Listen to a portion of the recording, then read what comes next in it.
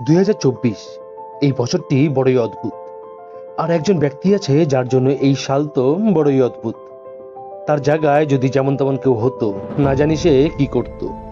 আপনারা হয়তো বুঝে গেছেন, আমি হার্দিক পান্ডিয়ার কথা বলছি, যাকে সবকিছুর জন্য এবছর এত ট্রোল করা হয়েছে যে সেই ব্যাপারে আর কি বা বলি।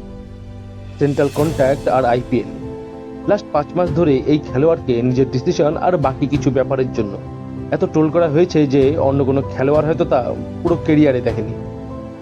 এসবও হয়তো কম ছিল তার জন্য যে এখন পার্সোনাল লাইফ নিয়েও তার দুশ্চিন্তার শেষ নেই। মিডিয়া বন্ধুদের থেকে পাওয়া খবর, হার্দিক ও তার স্ত্রী নাতাশার ডিভোর্স হতে চলেছে। আর এটা যদি সত্যি হয় তাহলে স্যালুট তোমাকে। চরম ডিপ্রেশনে যাওয়ার জায়গায় তুমি ন্যাশনাল ডিউটি চুজ করেছো। হার্দিক পান্ডিয়া ও নাতাশার তরফ থেকেও কোনো রকম ক্লারিফিকেশন আসেনি। আর আমি আশা করছি যে যা কিছুই মিডিয়াতে চলছে তা পুরোটাই মিথ্যে। মিডিয়ার কাজ মানুষের মুশকিল কম করা, মানুষের সমস্যা শুনে সঠিক মানুষের কাছে তা পৌঁছানোর, কিন্তু হয়তো এখন এর উল্টোটাই করতেই বেশি মজা পাচ্ছেন তারা।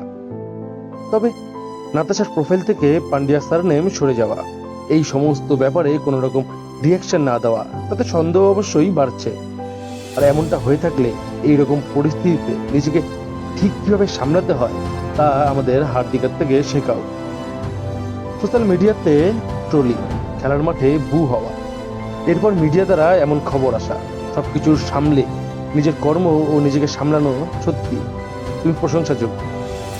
তবে শুধু সবার উদ্দেশ্যে এটাই বলবো, এই ছেলেটাই কিছুদিন পর দেশের সহ অধিনায়ক হয়ে নেতৃত্ব দেবে। তাই দেশবাসী হওয়ায় তার পাশে থাকুন, এটাই আপনাদের কর্তব্য। রাতের অন্ধকার কাটলেই আলো আসে। লড়ে যাও হার্দিক, জয় তুমি অবশ্যই পাবে।